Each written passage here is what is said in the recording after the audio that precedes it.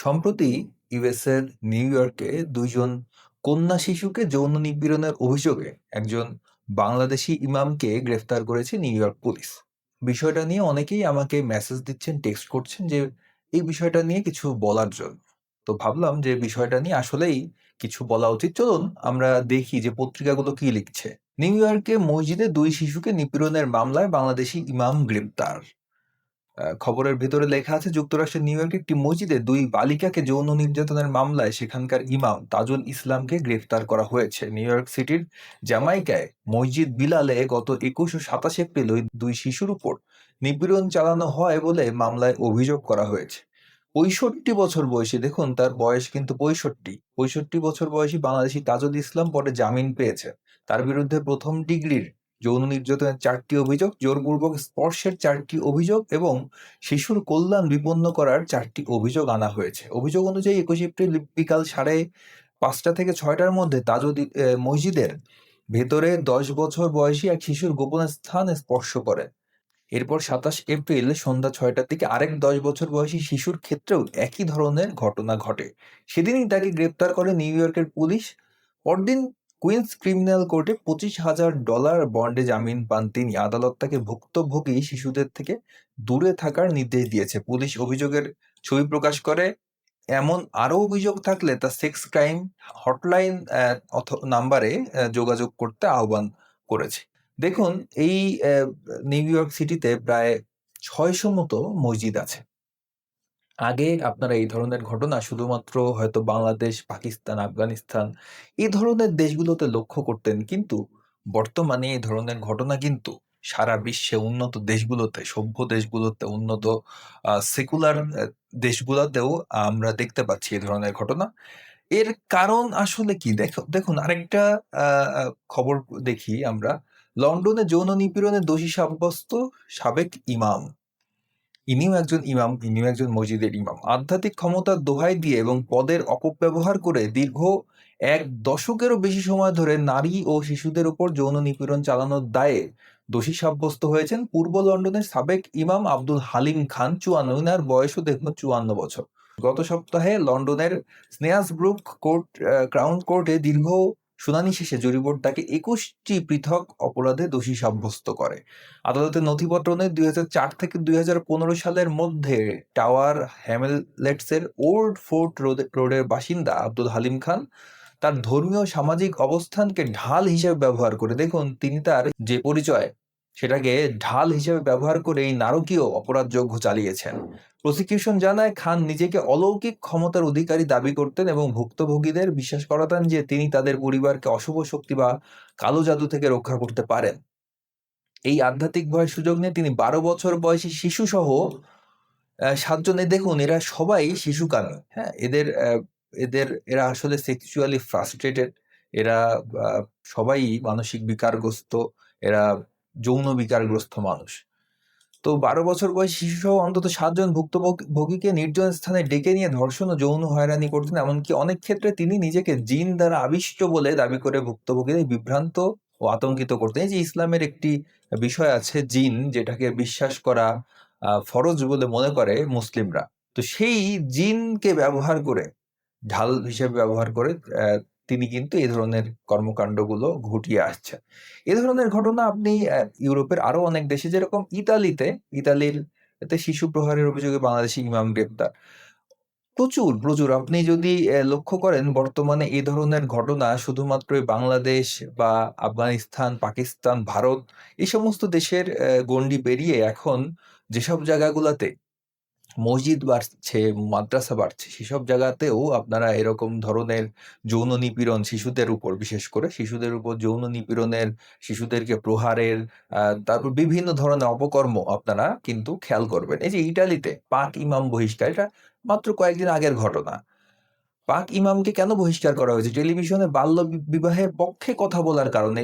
অর্থাৎ এই যে ইমাম, এই যে তারা এখনো মনে করে যে বাল্য বিবাহ একটি স্বাভাবিক বিষয়, এটি যে অপরাধ, এটি যে অন্যায়, সেটি তারা মানতে চায় না এবং সেটির প্রচারণা চালায়। বাংলাদেশে তো একদম তারা আটঘাট বেঁধে তারা ক্যাম্পেইন করে, তারা ফেসবুকে গ্রুপ খুলে, ফেসবুকে পেজ খুলে বিভিন্নভাবে তারা এই বাল্য বিবাহকে প্রমোট করার চেষ্টা করে। এমনকি তারা মানববন্ধন করে যে নবীর যে সুন্নত বাল্য বিবাহকে কেন বাংলাদেশ সরকার কেন এটাকে আইন করে নিষিদ্ধ করে রেখেছে।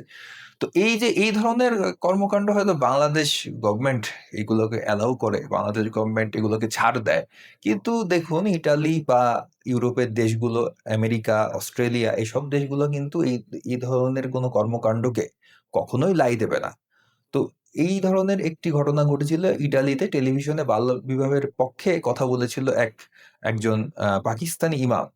এরপর ইটালি সরকার তাকে দেশ থেকে বহিষ্কার করেছে। দেশটির প্রধানমন্ত্রী জর্জিয়া মেলোনি তাকে অবিলম্বে বহিষ্কারের নির্দেশ দেন। এই মাসের শুরুতে ঘটনাটি ঘটে। এই ঘটনাটি হচ্ছে ২৬ এপ্রিল ২০২৬-এর ঘটনা, অর্থাৎ খুব বেশি দিন আগের নয়, গত মাসেই তাকে ডিপোর্ট করা হয়েছে। বছর ২৫-এর পাকিস্তানি ইমাম আলী কাশিফের ইটালিতে ৬ বছর বসবাসের অনুমতি থাকা সত্ত্বেও জাতীয় নিরাপত্তা আইন ব্যবহার করে তাকে বহিষ্কার করেছে মেলোনির সরকার। আসলে অপকর্ম করলে তার কর্মফল তো পাওয়াই লাগবে। সব দেশকে নিজের দেশের মতো মনে করলে তো হবে না। সে দেশে আইন আছে, আইনের শাসন আছে। তাই না? দেখুন, তারা যখন কোনো একটি অপকর্ম করে ধরা পড়ে, তখন তারা কি বলে? তখন তারা এই ধরনের একটি প্রতারণার আশ্রয় নেয় যে, শয়তানের ধোঁকায় পড়ে করে ফেলেছি। ধর্ষণ চেষ্টাকারী শিক্ষক এই যে এই লোক, এই ব্যক্তি তিনি একজন ধর্ষক। তিনি একটি ধর্ষণের চেষ্টা করে হয়তো ব্যর্থ হয়েছিলেন। তারপর তিনি এ ত্যা যখন তাকে ধরা হয়, তখন তিনি বলেন যে, "শয়তানের ধোঁকায় পড়ে করে ফেলেছি।" অর্থাৎ তিনি তখন আবার সেই ইসলামকেই ঢাল হিসেবে ব্যবহার করছেন। তখন তার যেই ইসলাম যেটা বলে আরকি, খারাপ কাজগুলো শয়তানের ধোঁকায় পড়ে মানুষ অনেক সময় করে। এ ধরনের কথাবার্তা বলা হয়েছে। তো এই ধরনের ঘটনা, এই ধরনের আপনারা দেখতে পাবেন যে অনেক সময় এই যে ইসলামী মনা যেসব অপরাধী আ যারা আ ইসলাম পালন করে আবার অপরাধ করে ফেলে, তখন তাদের সে অপরাধকে ঢাকার জন্য ঢাল হিসেবে তারা যে শয়তানের ধোঁকায় পড়ার কথা অনেক সময় বলে থাকে। দেখুন, জিনের ভয় দেখিয়ে ধর্ষণের অভিযোগে ইমাম গ্রেফতার। এই ধরনের কর্মকাণ্ড ইমামরা করে, মাদ্রাসার হুজুররা করে। আ এই যে জিনের ভয় দেখিয়ে একাধিক নারী কিশোরকে ধর্ষণের অভিযোগে রাজধানীর দক্ষিণখানে মসজিদের ইমামকে গ্রেফতার করেছে র‍্যাব ১। তার নাম ইদ্রিস আহমেদ। এখন এই ব্যক্তি যদি বলে যে আমি শয়তানের ধোঁকায় পড়ে করে ফেলেছি, তখন আপনি এর উত্তর কিভাবে দিবেন? যেটা অপরাধ সেটা তো অপরাধী। সেটাকে তো কোনোভাবেই সেটা জাস্টিফাই করা সম্ভব না। কিন্তু তারা ইসলামকে ব্যবহার করে তারা তাদের অপরাধগুলোকে ঢাকার চেষ্টা করে ঠিক এইভাবে। দেখুন, এইটা খুব রিসেন্ট একটি ঘটনা। এই তো ২ দিন আগেরই ঘটনা। মে ১ তারিখের একটি পোস্ট। তিনি পোস্টে বলছেন যে তিনি একজন ডাক্তার। ডাক্তারদের জীবনে নিজেদের দুঃখের চেয়ে রোগীদের দুঃখ বেশি থাকে। তারপরও যদি হয় আমাদের মতো স্ত্রীরোগ ও প্রসূতিবিদ্যার ডাক্তার, তিনি প্রসূতিবিদ্যার ডাক্তার, তাহলে তো দুঃখের সীমা থাকে না। আল্ট্রাসোনোগ্রামের যে ভিডিওটি দেখা যাচ্ছে সেটি ১১ বছর বয়সের এক শিশু কন্যার। আপনারা এখানে একটি আল্ট্রাসোনোগ্রামের ভিডিও দেখতে পাচ্ছেন। এই ভিডিওটি একজন ১১ বছর বয়সী একজন শিশু কন্যা। তিনি বলছেন, "বাবাহারা এতিম মেয়েটা বৃদ্ধা নানির কাছে মানুষ। সংসারের খরচ জোগাতে মা চাকুরি করেন একটি গার্মেন্টসে।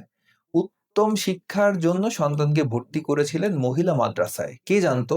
কথাটা শুনে চিন্তা করতেও খুব খারাপ লাগছে। মাদ্রাসার বড় হুজুরের শয়তানির শিকার হতে হবে বাচ্চাটিকে, যিনি অলরেডি বিবাহিত ও ৫ মাসের একটি ছেলে সন্তানের বাবা।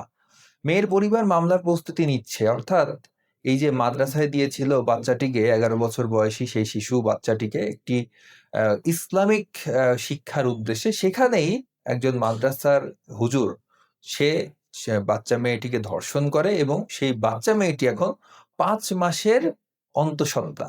ভাবুন একবার। মানে মানুষ ইসলামী শিক্ষার জন্য তারা তাদের জান্নাত কনফার্ম করার জন্যে মা-বাবারা তাদের ছেলে-মেয়েকে, ছোট ছেলে-মেয়েকে মাদ্রাসায় দেয়। সেখানে বাচ্চারা বলাৎকারের শিকার হয়। প্রচন্ড প্রহারের শিকার হয়। আসলে এইসব ভিডিও দেখলেই মানে নিজের কাছে এত খারাপ লাগে, কিন্তু আসলে আমাদের করারই বা কি আছে? বিশ্বাসের ভাইরাসে আক্রান্ত তারা। আমি ভাবছি মেয়েটির কথা তিনি লিখছেন। জীবনে ১ম বার মাসিক শুরু হওয়ার আগে ১ম ওভুলেশনেই তার এই অবস্থা হলো। এটার দায়ভার আসলে কার? দায়ভার আসলে ইসলামের। এটা সত্যি কথা। ইসলাম এবং সরকার তো ইসলামকে সবসময় প্যাট্রোনাইজ করে। সরকার সবসময় ইসলামিস্টদের তোষণ করে চলে। তো দায়ভার আসলে কার এটা তিনি হয়তো লিখেননি, কিন্তু এর দায়ভার হচ্ছে সেই 1400 বছর আগের সেই নবীর এবং তার প্রতিষ্ঠিত ধর্ম ইসলাম এবং সেই প্রতিষ্ঠিত একটি ফেক যে ক্যারেক্টার আল্লাহ তার। যে নিজেই একজন শিশু, তার সমস্যা সে বলছে এভাবে পেটটা ভারী লাগে আর কি যেন লড়ে, অর্থাৎ সে সে তো আসলে শিশু, সে বোঝে না যে তার পেটে মানে তার পেটে যে একটা জীবন আছে সে সেটা এখনো বুঝতে পারে না, বোঝার মতো সক্ষমতা তার তৈরি হয়নি। সে পেটে হাত দিয়ে বলে যে পেটের মধ্যে কি যেন নড়ে। তো এরপরে তাকে ডাক্তারের কাছে নিয়ে আসা হয় এবং দেখা যায় যে সে অলরেডি প্রেগনেন্ট। তো দেখুন, এই যে ঘটনাগুলো এগুলো কিন্তু প্রতিটার সাথেই আপনারা হয়তো বলতে পারেন যে এই ধরনের ঘটনা কি শুধু মাদ্রাসায় ঘটে, এই ধরনের ঘটনা কি শুধু মসজিদে ঘটে?